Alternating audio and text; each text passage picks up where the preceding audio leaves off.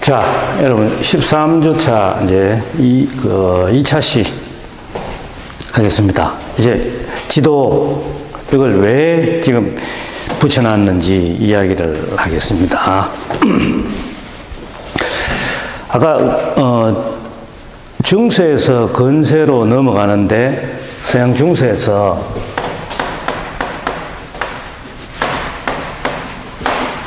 근세, 근대로 넘어가는데 세 가지 계기가 있습니다. 그 세 가지 계기가 예. 자.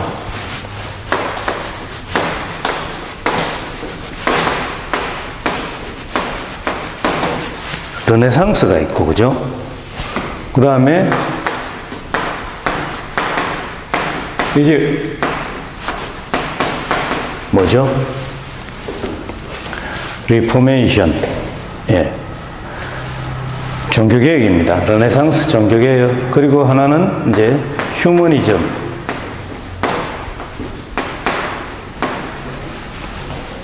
근데 이게 요걸 지금 이야기하기 위해서 여러분들한테 설명을 하려고 이걸 이제 지도를 붙여놨거든요.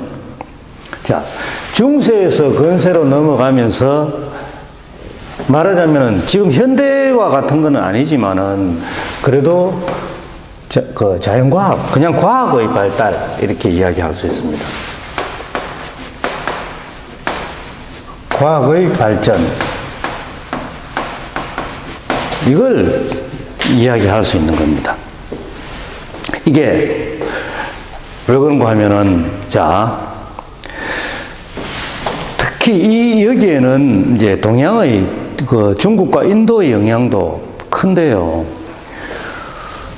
중세 이제 313년 아까 전 시간에 마지막에 썼는 것처럼 313년에 다시 쓸게요. 313년에 기독교가 콘스탄티누스 황제 대제에 의해서 기독교가 국교로 공인되고 나서부터 그 종교적인 체계가 어떻게 되는가 하면 그 이전에는 이걸 말하자면 그 서양에서도 사이비로 취급을 받았던 거죠. 근데 그 이후로 등장한 종교적 체계가 뭡니까? 교황이 등장합니다. 이 기독교 공인했는 사람은 콘스탄티누스 대제, 즉 황제라고 이야기를 하죠. 그럼 뭐 어떻게 보면은 자 황제라고 이 존칭을 명칭을 갖다 붙이는 것도 사실은 좀 웃기는 이야기입니다. 왕들이 근데 여러분 제국이 뭡니까? 황제가 다스린다는 지역이죠. 황제가 다스리는 나라, 이런 것을 오늘날과 같이 이렇게 명확한 국경, 이런 게 있지는 않았지만은, 고대니까, 이거 생각해보세요. 313년이니까. 그런 넓은 지역을 황제가 다스리는데, 각 지역마다 다스리는 왕들이 있었겠죠. 그죠? 그걸 전부 이제, 어쨌든 지배를 했으니까, 왕보다는 더 위에 어떤 것을 생각을 해서, 이제, 그 카이저, 킹 위에 카이저라는 명칭을 또 하나 갖다 붙인 거죠. 그걸 황제라고 이야기를 합니다. 근데 이걸 가만 보면은 말하자면 그 이전에는 사이비로 간주되던 기독교를 콘스탄티누스 대제가 312년에 기독교로 개종을 합니다.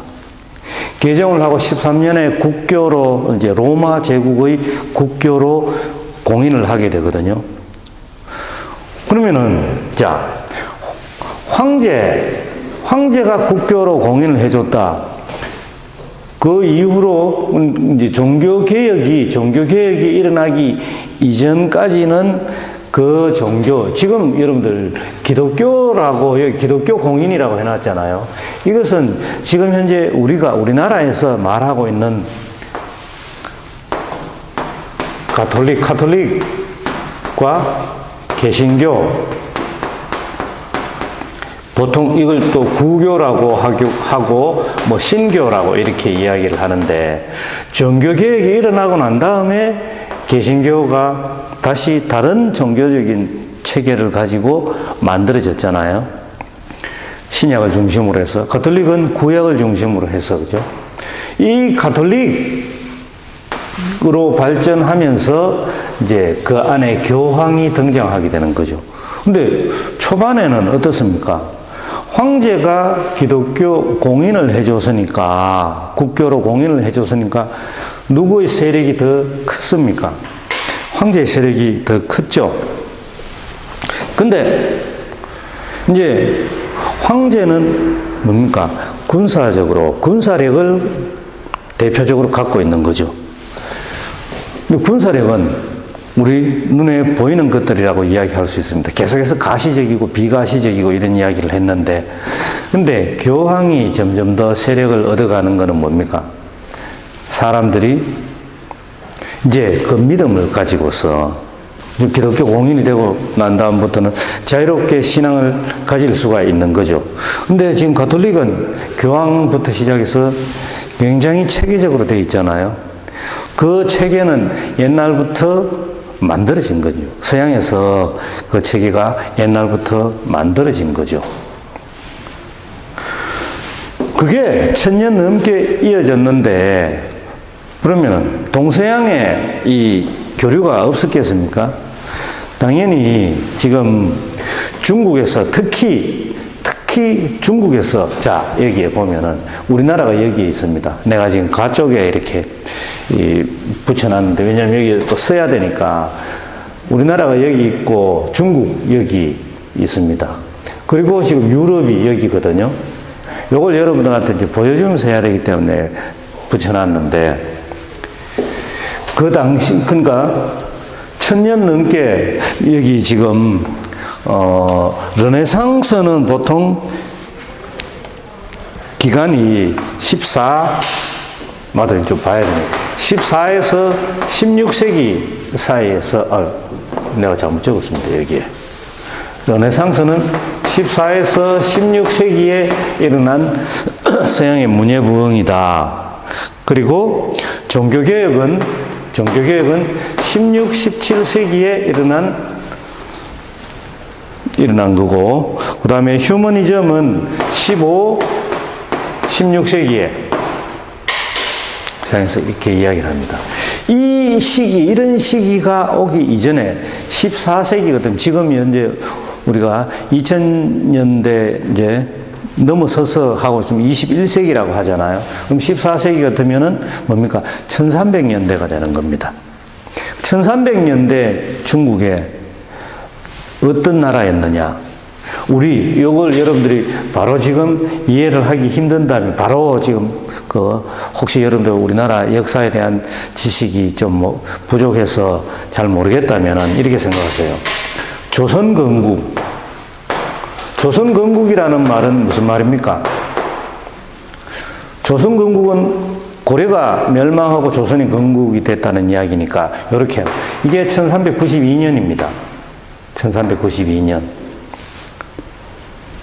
근데 이것으로부터 100년 더 이전에, 그러면 100년 같으면 1292년이죠. 그러니까 100년 더 이전에 1200년대, 우리나라 지금 이야기하는 겁니다. 1200년대에는 바로 고려를 침략했는 중국 나라가 무슨 나라였습니까? 그게 원나라입니다. 원나라. 고려를 침략했는 나라가 중국의 원나라. 원나라는 뭔고 하면은 몽고족입니다. 몽고족. 자, 원나라 몽고족 그러면은 또 칭기스칸, 칸은 왕이라는 뜻이죠. 칭기스칸. 그때 이 중국 그 넓은 땅을 차지하고 있던 지금 몽골 지역 기마민족이라고 이야기를 하잖아요. 말을 그렇게 어릴 때부터, 애들이 태어나면 어릴 때부터 말을 태워서 말을 그렇게 잘 탄다는, 혹시 여러분들 가운데서 몽고 뭐 여행 갔다 온 사람이 있는지 모르겠습니다. 몽골. 여기서 유럽에까지 이쪽으로 해서 여기 카자흐스탄이 있고, 그죠? 카자흐스탄을 지나서 또 러시아를 지나서 유럽에까지 헝가리까지 진출을 합니다. 이게 그만큼 대제국을 건설했는 거죠. 그 몽고족이 우리 고려에 침략해가지고 고려 왕들 명칭까지 바꿔버리잖아요. 그 이전에는 이제, 자, 고려 태조, 왕건부터 시작해서 태조, 태종, 인종, 예를 들면 광종 등등 그렇게 왕의 호칭이 그랬는데, 고려 말에 오면은 몽고의 지배를 받으면서 충선왕, 충렬왕, 몽고에 충성을 다한다는 뜻으로 충자를 붙여서 몽고 원나라의 부마국이 되잖아요. 부마국이라고 하는 말은 몽고 원나라 왕의 딸한테 장가를 간 고려왕이 사위가 되는 겁니다. 고려왕이 원나라 왕의 사위가 되는 겁니다. 그걸 부마국이라고 하거든요. 부마국. 이렇게 하는 겁니다. 그러면서 우리 지금 여러분들 태어나면 전부 몽고 반점을 가지고 있다 그러잖아요. 몽고 반점, 몽고족한테 있는 몽고 반점. 네. 그리고 그때 당시에 생겨난 여러 가지 말들이 있습니다. 환향, 몽고족한테 끌려갔다가 다시 고향으로 돌아온 환향. 이게 지금 칠판이 좁은데요. 환향.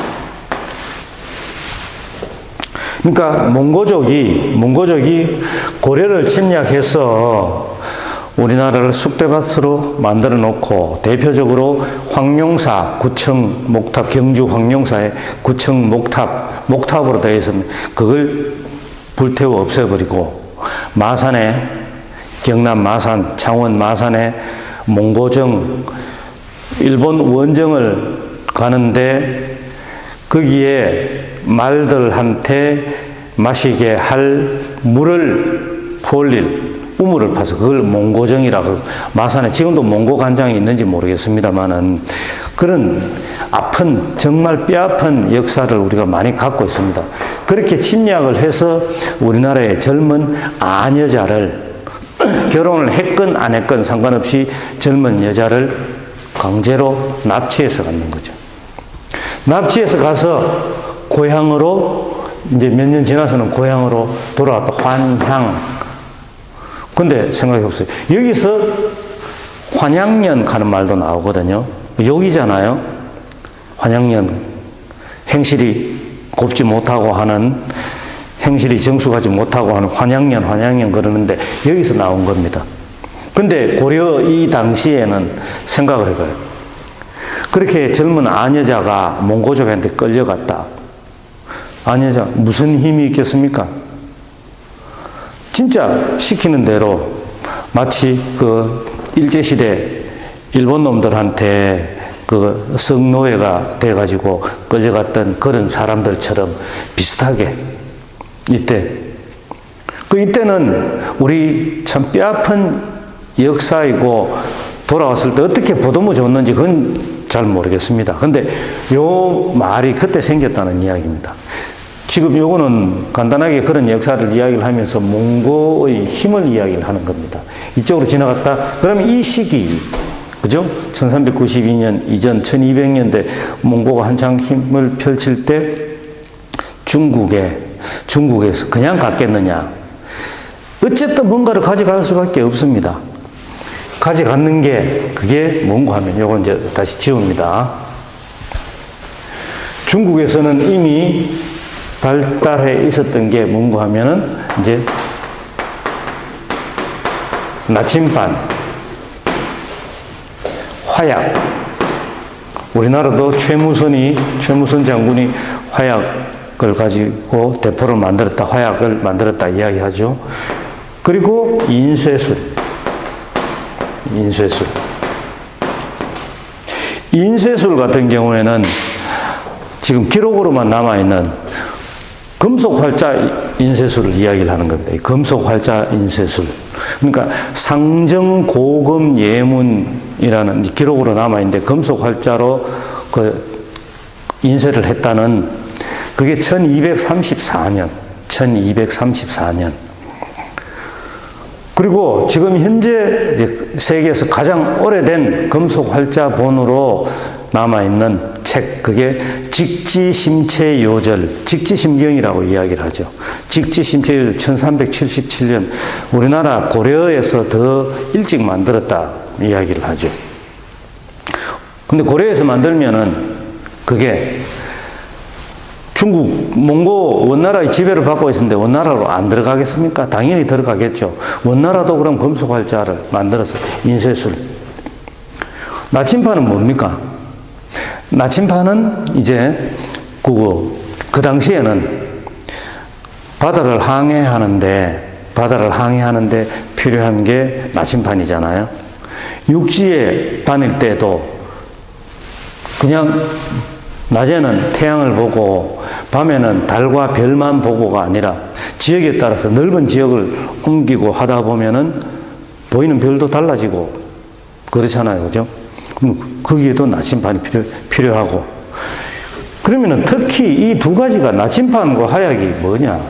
이게 요즘식으로 하면은 군을 위해서 필요하다.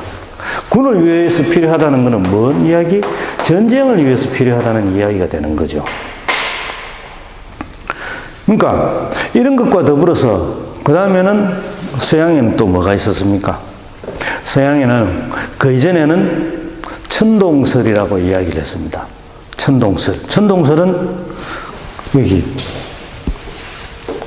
자, 지금 이 칠판이 좁아서 적고 또 지우겠습니다. 하늘천, 그죠? 움직일 동. 밑에서. 하늘이 움직인다. 지구는 가만히 있고, 하늘이 움직인다. 그때 당시엔 이제 이런 식이죠. 그 바다, 수평선이 그렇게 멀리 뻗어 있지만은 그 수평선 너머에는 아마 낭떠러지일 것이다. 고대는 그렇게 생각했잖아요. 근데 배를 타고 조금씩 항해하다 보니까 이제 달라지는 거죠. 아니다. 지구가 평평한 게 아니라 이거는 지평선도 그렇고 이제 수평선도 그렇고 가보면 점점 멀리 가면 갈수록 어떤 식입니까? 이게 그죠? 이게 이제 둥근 거라고 한다면은 둥근 게 이걸 갖고 이야기를 해봅시다. 여기서 보면은 내 손을 여러분들 보세요. 조금씩 오면서 어떻게 둥글게 내려가는데 위에서부터 점점 안 보이잖아요. 안 보이는 부분이 윗부분부터 점점 사라지는 거잖아요. 그 아랫부분부터 점점 사라지는 거잖아요. 그죠? 그런 식들은 이건 지구가 둥글기 때문에 그렇구나.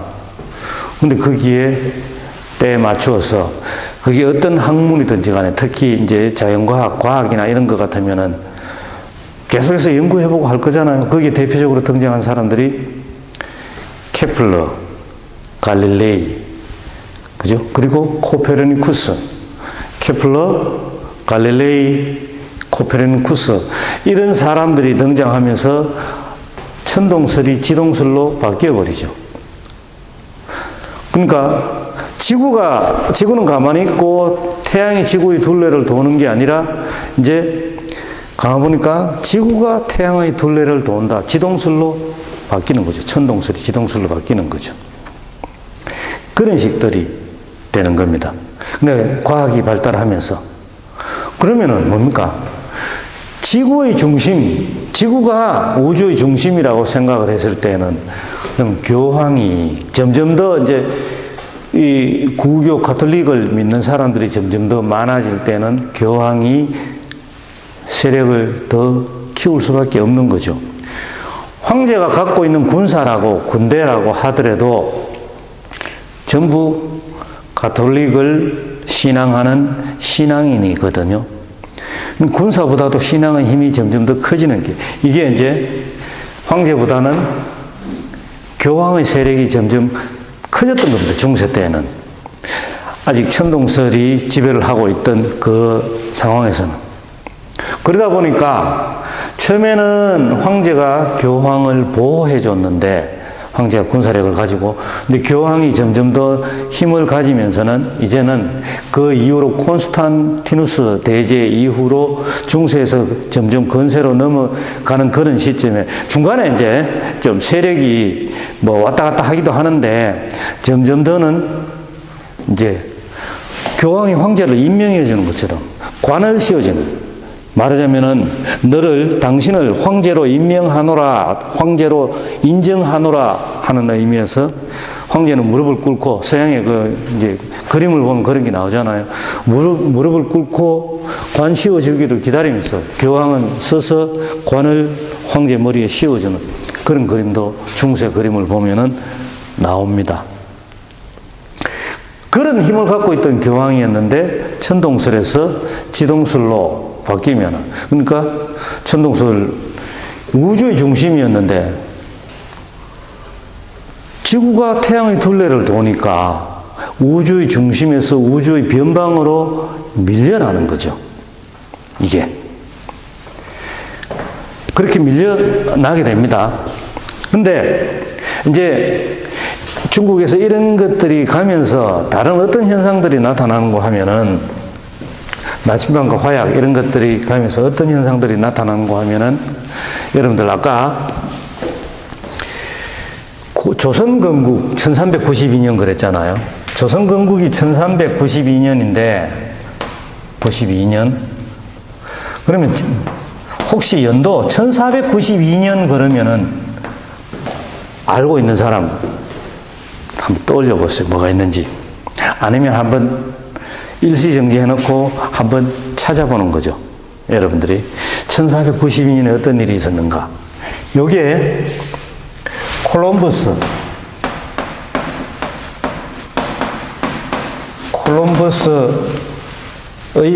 이렇게 아마 여러분들 그렇게 배워왔을 거라고 생각을 합니다.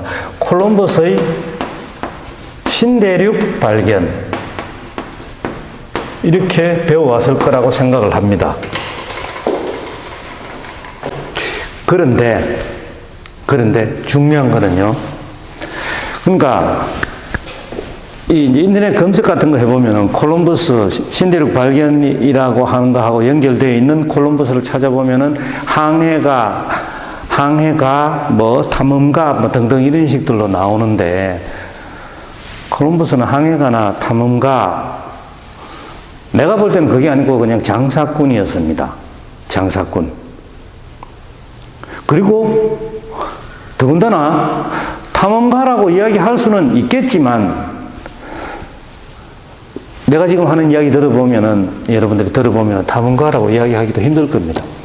자, 지금 이거 세계 지도를 펼쳐놨기 때문에 그런데 둔 거니까 이렇게 둥글게 모아야 되잖아요. 근데 여러분들한테 설명하기 위해서 지구본을 갖고 와서 이야기를 하는 게 아니고 펼쳐가지고 이래 하는데, 출발하기를 이제 로마 제국, 스페인이 여기 있고, 그리고 포르투갈이 여기 있습니다.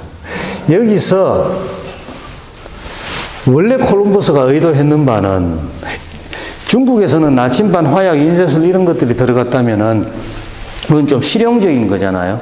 어쨌건 간에 전쟁을 위해서는 어쨌건 간에. 근데 인도에서도 여기 이제 실크로드는 이전부터 연결이 되어 있었는데, 실크로드가 히말라야 산맥을 넘어서 인도하고 연결해서 유럽으로 이렇게 연결이 되는 겁니다. 그럼 인도에서 들어가는 것은 주로 향료나 뭐 이런 것들부터 시작해서 좀 중국에 비해서 상대적으로 사치품에 해당되는 것들이 이쪽으로 들어가는 겁니다. 근데 육로를 통해서 이렇게 가니까 말이나 낙타, 이제 중동 지역 이쪽에서는 낙타를 이용하고 이렇게 해서 많이 갖고 갈 수가 없는 거잖아요. 중간에 죽기도 하고.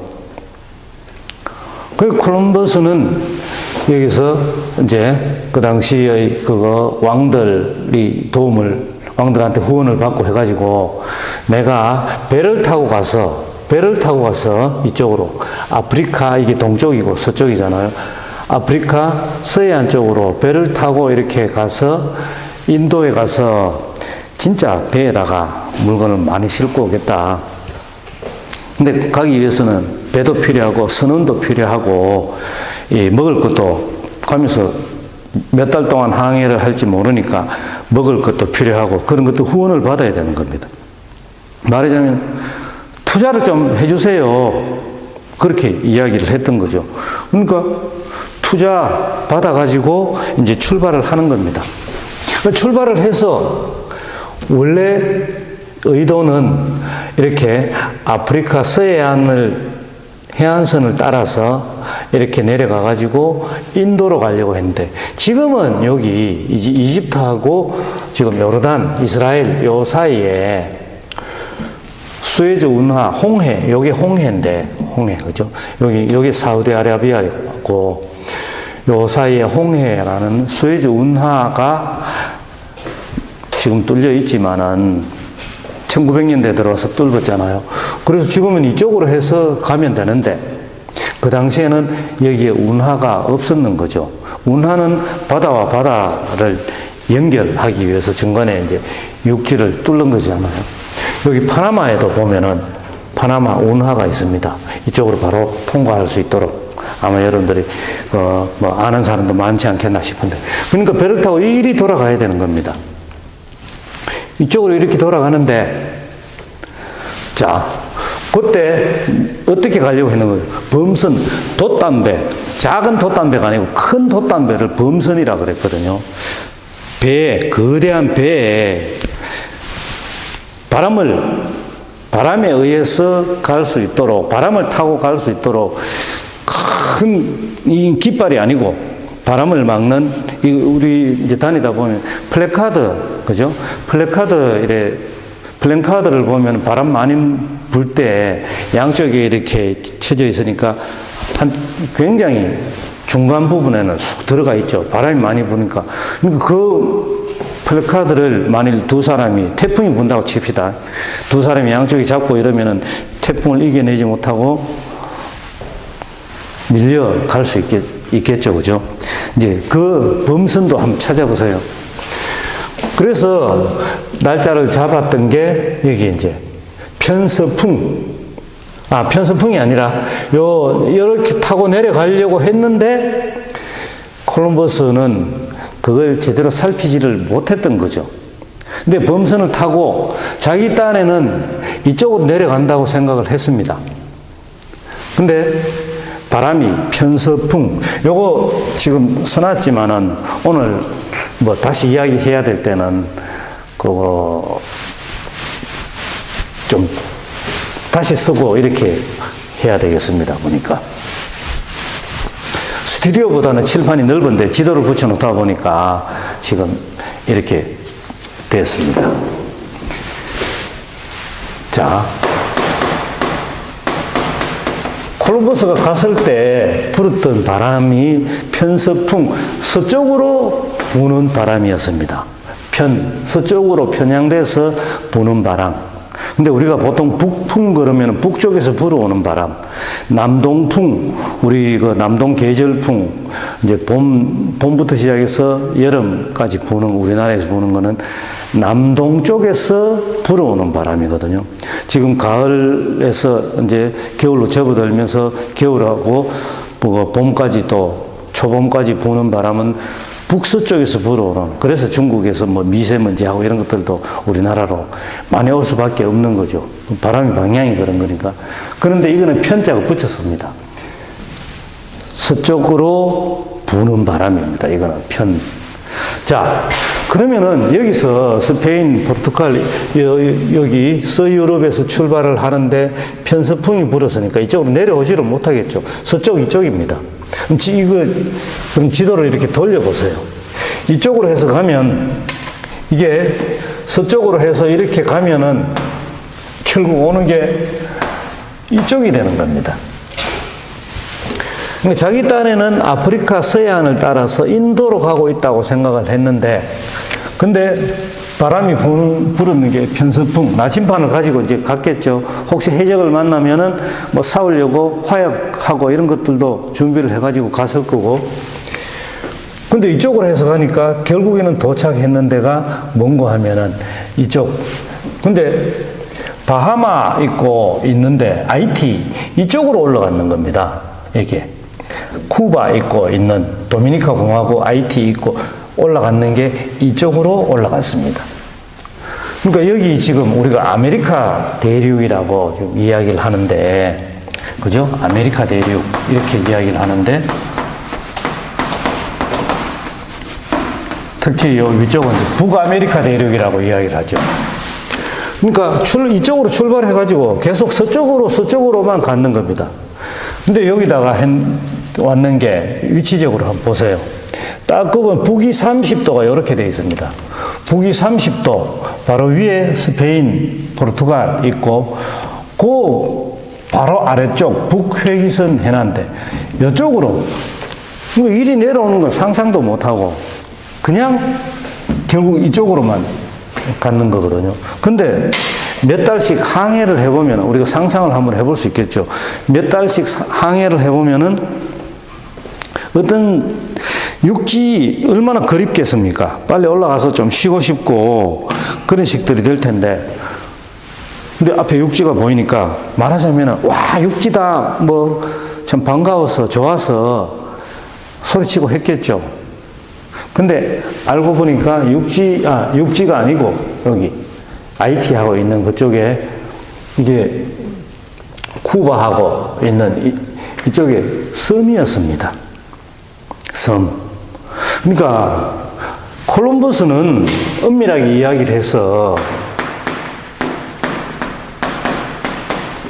콜럼버스는 아메리카 대륙에 상륙을 못했습니다. 여러분 그걸 알고 있는 사람도 있겠지만 상륙을 못했습니다.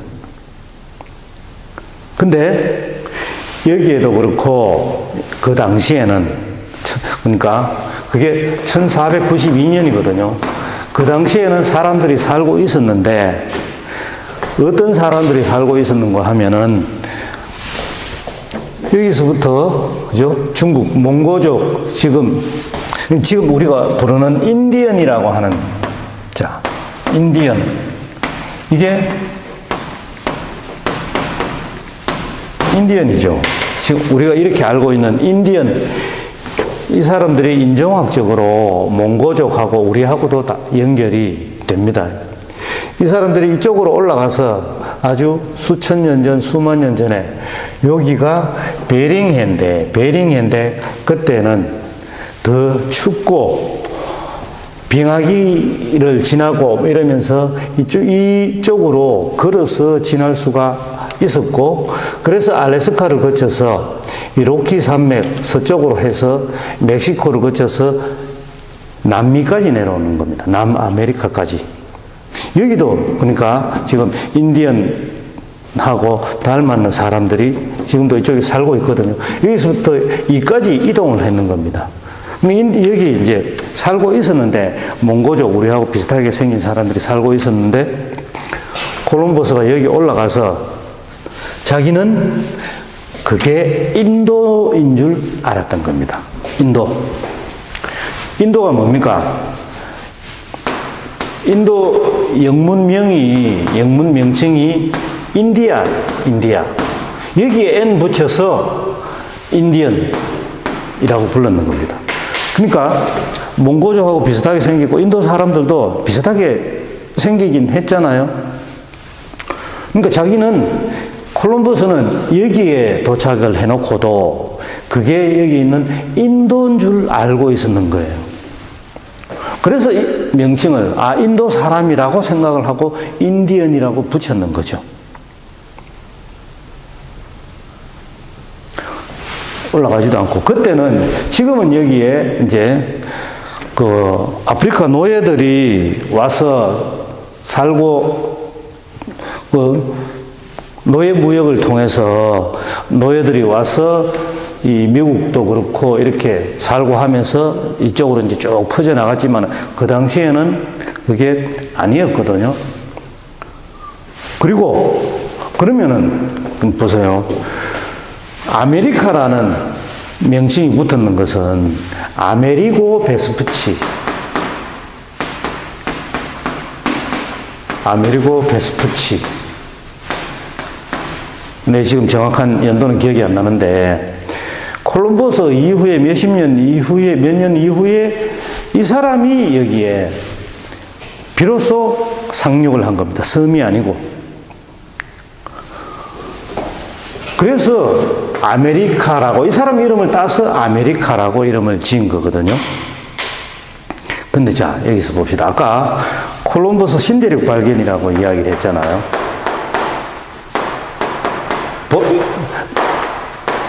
이렇게, 지금도 이렇게 가르치는 경우가 많이 있습니다. 서양에서는 당연히 이렇게 가르치고 있고, 나도 고등학교 때까지, 대학교 와서는 이런 걸 따로 또 배우고 하지는 않았지만, 고등학교 때까지 수업 시간에 배우고 할 때는 역시 콜럼버스 신대륙 발견이라고 배웠습니다. 1492년. 그런데, 어쨌든 콜럼버스는 죽을 때까지 여기가 인도인 줄 잘못 알고 있었습니다. 중요한 게.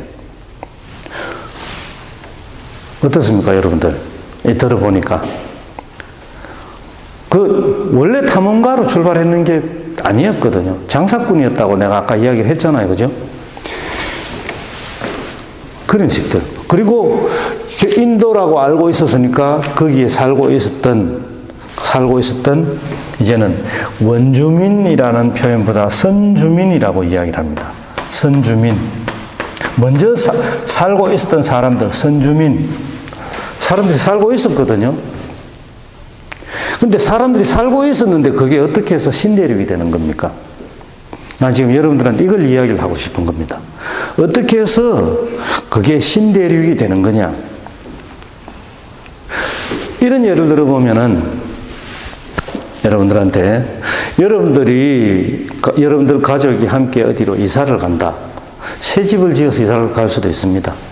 그 새 집이죠. 진짜 그거는 엄밀한 의미에서 새 집이죠. 근데 이미 다른 사람이 수십 년 동안 살고 있던 집을 이제 다시 사서 이사를 가는데 리모델링을 싹 했다. 그건 엄밀하게 보면 새 집은 아니잖아요. 새 집처럼 리모델링을 했다. 표현을 그렇게 하는 거죠. 그러니까 새 집은 아닌 거잖아요. 다른 집으로 이사를 가는 거지. 근데 이사를 가면서 새 집처럼 다시 리모델링을 해서 갔다. 그게 상식적인 거고 그게 맞는 표현이잖아요. 근데 우리는 계속해서 말하자면은 서양인들의 관점에서 신대륙 발견이라고 표현한다면은 잘못된 거죠. 아무도 살고 있지 않았던 무인도가 아니거든요. 사람이 살고 있었다는 이야기입니다. 선주민인 사람이 나중에 인디언이라고 명칭이 붙여졌건 어쨌건 간에 선주민이 거기에 살고 있었는 거거든요. 근데 들어가서 어떻게 됐습니까? 이제는 총칼로 무장을 하고 그러면서 자기들도 여기 가서 어떻게든 터전을 잡으려고 하다 보니까 기존에 살고 있던 사람들, 사람 사는 데는 아무래도 입지 조건이 좋은데 살고 있었을 것 아니에요. 그 자리를 뺏는 거지. 그러면은 엄연히 선주민이 살고 있는 곳에 가서 나는 새 집을 발견했노라 하면서 쫓아내면은 어느 누가 순순히 쫓겨나겠습니까? 그런데도 이런 식으로 이런 용어를 통해서 가르쳐야 할 것인가? 우리는 이걸 배우면서 그냥 무비판적으로 아무 생각 없이 이 용어 그대로 사용을 해야 할 것인가? 진짜 이렇게 조금 깊게 생각해 보면은, 말하자면 비판적으로 생각해 보면은 얼마든지 우리는 다른 관점으로 볼 수 있는 것들이 나오고 그게 선주민의 입장에서 볼 수 있는 게 되는 거죠. 자, 그리고 여기에 살고 이제 지역에 살고 있었던 사람들, 스페인 이제 군대도 같이, 그 다음에 또 이제 이 항해를 좀 항해 일지, 말하자면 길을 알고 있다가 여기에도 또 다른 자기들이 가져갈 거, 약탈해 갈 거 이런 것들이 많이 있고 아니면 여기에 터전을 세울 수도 있으니까 어떻게 되는 겁니까? 사람들이 더 많이 올 수가 있겠죠. 아메리고 베스푸치도 오고 뭐 했으니까. 근데 이 지역은 그 당시에는 콜럼버스든 아메리고 베스푸치든 이 사람들이 올라가기 전에는 특히 보건 쪽으로 청정 지역이었답니다. 보건 쪽으로 청정 지역. 그럼 청정 지역에 우리는 그러니까 면역성을 가지고 있는 사람이 올라가면은 괜찮지만은 근데 우리한테는 병균이 있는데 우리는 그 병균에 대해서 그러니까 이들한테는 병균이 있는데 근데 그 병균에 대해서 면역성을 가지고 있어. 이들은. 근데 청정지역에 살던 이 사람들은 면역성이 전혀 없어. 올라가니까 말하자면은 전염병. 이걸 통해서 여기 IT하고 이 지역에 있었던, 이 섬 지역에 있었던 사람들이 800만 명이 몰살을 당했다고 하는 내용이 있습니다. 전부 다 총칼로 죽이는 게 아니라 병에 의해서 청정지역에 들어갔으니까. 근데 요런 내용이 들어있는 책이 뭔가 하면 이런 책이 있습니다. 이건 책입니다. 여러분들이 한번 역사에 좀 관심이 있고 그런 사람들은 찾아보기 바랍니다. 선생님이 가르쳐준 거짓말. 이런 책이 있습니다. 나도 이 책을 보고 이제 알게 된 미국 역사학자가 쓰는 책인데 나도 이 책을 보고 알게 됐습니다. 자, 하여튼 간에 지금 이제 이런 식들로 해서 인디언이라는 명칭이 생기고 나중에 아메리카라는 이제 아메리고 베스푸치가 올라가서 아메리카라는 명칭을 붙이고 하면서 거기에 하여튼 이들이 먼 데까지 항해할 수 있었는 결정적인 뒷받침을 해준 것은 중국에서 들어간 나침반하고 화약이다. 그걸 믿고 항해를 할 수가 있었는 거죠. 근데 결국 나중에 이제 인도 항로를 개척한 사람은 바스코 다가마가 이쪽으로 가는 항로를 개척을 했고 여기 바로 이제 희망봉, 케이프타운이라고 남아프리카 여기에 도시 이름이 케이프타운 희망봉이라고 하죠. 네덜란드의 식민지가 되고 하면서 이름이 이제 그렇게 바뀌었을 텐데 여기 희망봉을 발견하고 했는 사람은 바르돌도뮤 디아즈라는 사람. 그러니까 하여튼 여러분들이 지금 콜럼버스에 대해서는 좀 정확하게 이렇게 알고 있기를 바라는 걸 내가 지금 이야기를 하는 겁니다. 요게 이제 서양에서 과학의 발전과 더불어서 중국에서 들어온 그런 이제 문명, 나침반, 화약, 인쇄술 같은 그런 문명을 갖고 멀리까지 갈 수가 있었고, 그러면 교황의 지위가 흔들릴 수밖에 없었는 그런 상황입니다. 자, 그러면은 이제 중세가 교황의 지위가 흔들린다면은 중세가 흔들리는데 거기에는 내가 결정적으로 그 이야기 했습니다. 그죠? 케플러, 갈릴레이, 코페르니쿠스 이런 사람들이 지구가 평평한 게 아니라 그리고 천동설이 아니라 지동설이라는 것을 과학적으로 그 당시에 과학적으로 밝혀내서 증명을 합니다. 근데 중세는 마녀 사냥이 이제 있고 하다 보니까 갈릴레이는 재판에서는 지동설 아닙니다. 천동설입니다. 지구는 평평합니다. 안 죽으려고. 왜 그게 현명한 거죠. 그러고 뭐 진짜인지 아닌지 모르지만은 판결 재판받고 나오면서 그래도 지구는 도는데 라고 이야기를 했다는데, 그렇게 이제 교황의 시대가 머무는데 르네상스, 휴머니즘, 그리고 종교개혁 이렇게 해서 중세에서 근세로 넘어오게 되는 겁니다. 그거는 내가 다시 다음 시간에 칠판에 이제 지도는 떼고 칠판에다가 써서 여러분들한테 강의를 하도록 하겠습니다. 감사합니다.